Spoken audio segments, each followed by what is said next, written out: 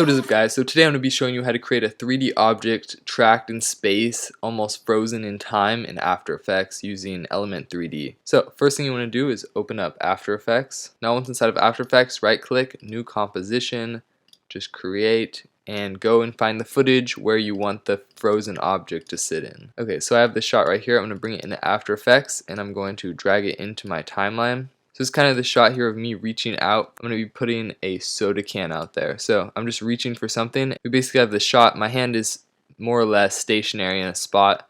And so we're going out here and then we're going to pan around and see that soda can there. So I'm going to go to Animation and Track Camera and just wait for a sec here. Okay, so once your shot is tracked, you'll get all these little tracking points around here. We want to be placing the can somewhere around here. So we have to pick a spot it's more or less in the right area. Kind of make a spot out there, right click, New Solid in Camera, and so that's more or less where we want the can to be, but we don't have it there yet, so we're just going to delete the solid.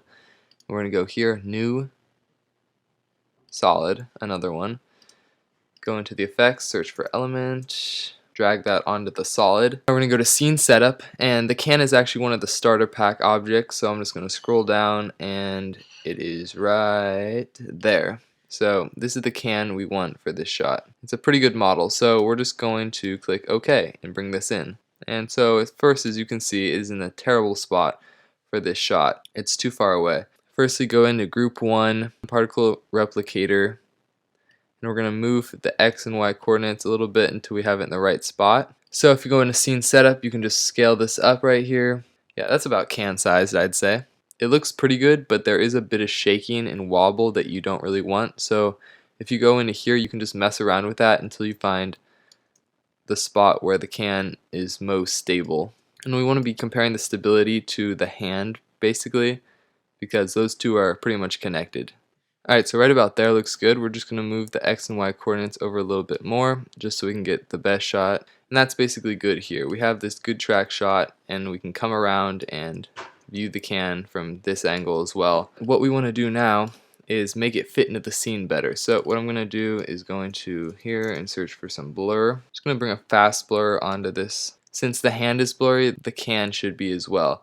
But I'm going to keyframe this and make the blurriness go from 3 till up in here, and then we'll just make that 0 here, so it kind of shifts from being blurry to not blurry. Now I'm going to go in here again and search for curves. Drag that on, kind of lighten up the shot a little bit so it fits better there. And then you can also go up to the scene setup. You can change environment settings and stuff like that. So if I go into environment, choose one of these that fits the scene. We want one with a fair amount of reflection because there's a lot in the room, but also not too dark, kind of a warmish tone.